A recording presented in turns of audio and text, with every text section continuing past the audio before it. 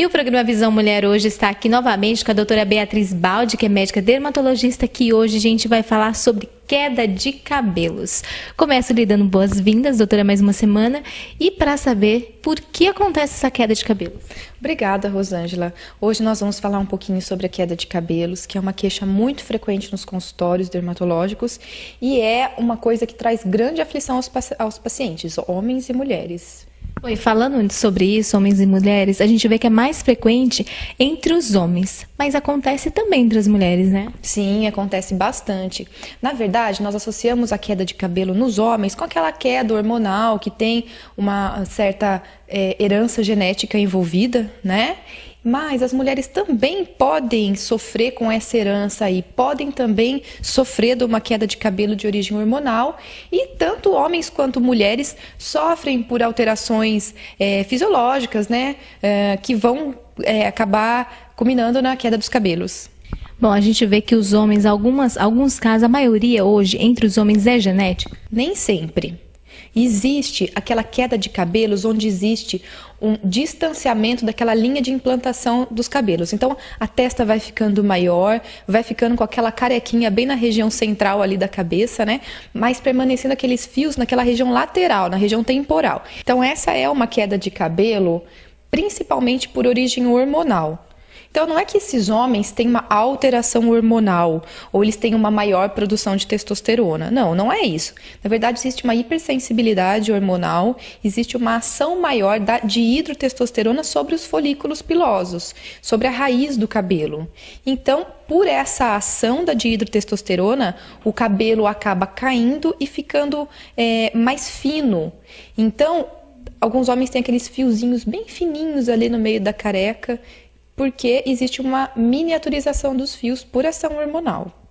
Doutora, e algumas doenças elas podem refletir na queda de cabelo? Sim, algumas doenças como alterações na tireoide podem causar queda de cabelo, baixos níveis de ferritina também, né? Bom, a gente não pode deixar de falar nas neoplasias, nos cânceres, né? Que de maneira geral, eles podem, a pessoa sofre, tem vários reflexos, né, na saúde como um todo, então acaba perdendo o cabelo também pela própria doença e também pela quimioterapia, né?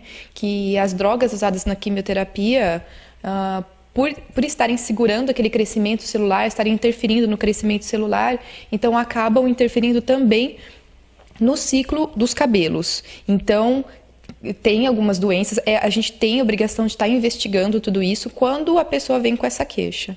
Falando sobre investigando, geralmente todo mundo perde um pouco de cabelo diariamente, né? Quando que a gente pode se dar conta de que essa queda não está normal? Normalmente nós dizemos que perder até 100 fios por dia é uma coisa normal, é fisiológico. Só que existem algumas épocas da nossa vida em que a gente perde mais cabelo. Então a gente costuma brincar, falar assim, da mesma forma que os bichos perdem o pelo, a gente, né, o nosso cabelo tem o seu ciclo de vida e às vezes a gente experimenta uma perda maior dos fios. Por exemplo, nas grávidas, após o parto, existe uma queda maior de cabelos, uma perda maior dos cabelos. Por quê? Por causa de toda aquela variação hormonal que a mulher experimentou durante a gestação e depois durante a amamentação, né? Onde existe também uma produção maior de prolactina, então a mulher acaba perdendo mais cabelo. Essa queda após a gestação é um dos exemplos de eflúvio telógeno que as mulheres podem experimentar, né? Então, ali existe uma maior conversão dos fios para aquela fase de queda, que é o que a gente chama de fase telógena do ciclo dos cabelos. Então, é normal a grávida perder cabelo depois que o bebezinho nasce. Mas existe tratamento ou ela se recupera normalmente? Se recupera. Se não for feito nenhum tratamento, o cabelo vai voltar a crescer. Só que normalmente as mulheres ficam muito angustiadas nessa fase, então elas nos procuram para saber se isso é normal, se está tudo em ordem, se tem alguma coisa que possa acelerar um pouco esse crescimento dos fios. E a gente vê também, né, doutora, algumas mulheres que têm calvície. Qual o tratamento que existe para mulheres que têm calvície? Que é muito triste, né? Pois é bem complicado isso daí. As mulheres, assim como os homens, elas sofrem por uma perda de cabelo, por ação hormonal, de herança genética também. Só que após a menopausa, essa queda de cabelos, ela piora muito. Então, o que existe de tratamento hoje? Então, assim, para todo mundo, a gente sempre tem que fazer a investigação, né? Tá excluindo essas doenças sistêmicas, como eu falei, doença de tireoide, algumas outras alterações que podem causar a queda de cabelos. E a gente parte para as linhas de tratamento. Então, nós temos tratamentos tópicos, que são aqueles tratamentos onde vão ser passadas algumas substâncias no couro cabeludo, e os tratamentos por via oral, os tratamentos sistêmicos. Então, a gente tem que, normalmente, nós associamos. Os tratamentos sistêmicos, eles vão se basear praticamente no bloqueio hormonal. Então, a gente tenta frear um pouco essa ação hormonal sobre os folículos pilosos.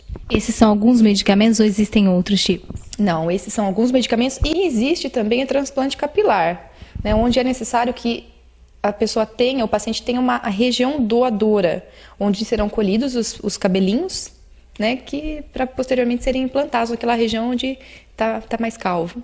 Isso funciona? Funciona, mas claro, sempre a gente tem que avaliar direitinho cada caso, tentar bloquear primeiro essa ação hormonal para um maior sucesso na técnica.